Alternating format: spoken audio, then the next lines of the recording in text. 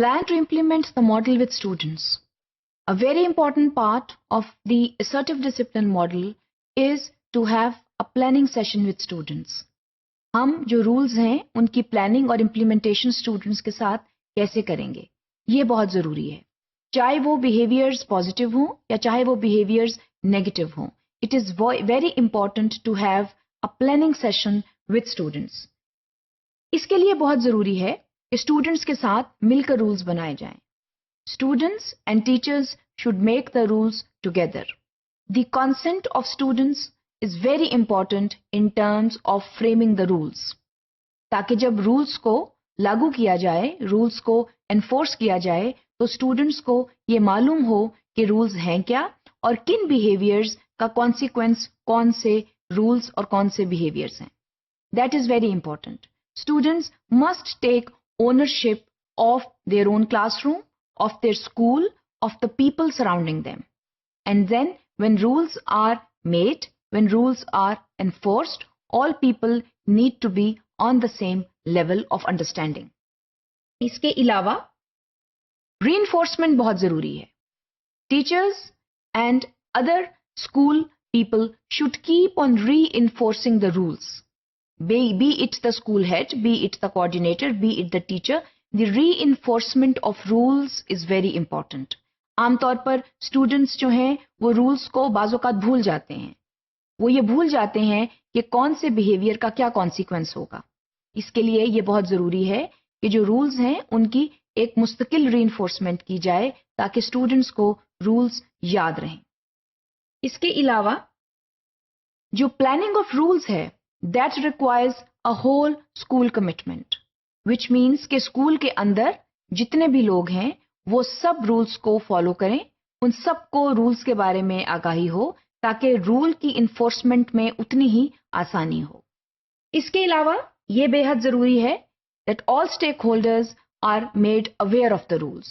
They are apprised of the rules. They should know what rules are. Stakeholders में parents जो हैं उनको बताना बहुत ज़रूरी है कि कौन से बिहेवियर्स के क्या कॉन्सिक्वेंसेस होंगे.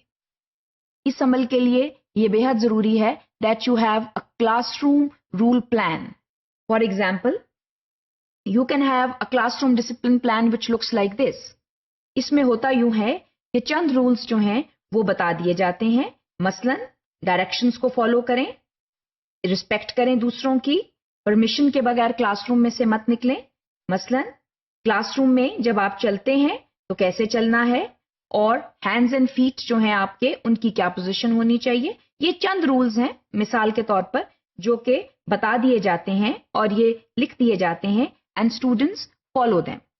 अब इन रूल्स को ओबे करने के क्या कॉन्सिक्वेंसेस हैं और इनको डिसओबे करने के क्या कॉन्सिक्वेंसेस हैं, ये रूल्स भी अगर आप लिस्ट कर दें तो स्टूडेंट्स के लिए इनको फॉलो करने में बेहद आसानी होगी.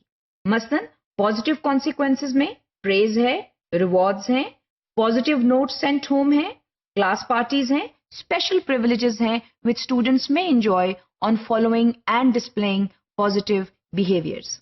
इसके अलावा जो नेगेटिव कॉन्सिक्वेंसेस हैं फॉर ब्रेकिंग द रूल्स कौन कौन से हो सकते हैं. मसलन वार्निंग्स हैं, टाइम आउट है, टीचर कॉल्स द पेरेंट है, teacher is sent to the assistant principal और the student is sent to the principal. तो होता यूं है कि बच्चे जो हैं वो जब इन रूल्स को फॉलो करते हैं तो ये देखा जाता है कि कौन से रूल्स फॉलो हो रहे हैं या नहीं हो रहे. टीचर का इसमें जो अमल दखल है वो बहुत इंपॉर्टेंट है. वो टीचर है जो बच्चे को प्रिंसिपल या असिस्टेंट प्रिंसिपल के पास रेफर करता है या खुद लेकर जाता है. टीचर पहले खुद जाता है और वो अपने हेड से बात करता है कि जो स्टूडेंट है ही और she is displaying this kind of a behaviour and then the child is sent to the principal और द असिस्टेंट प्रिंसिपल. इसके लिए ये बहुत ज़रूरी है that rules are in black and white so that everybody knows the rule, everybody follows the rule and all stakeholders are on the same platform in terms of following the rules and in terms of displaying appropriate behaviors.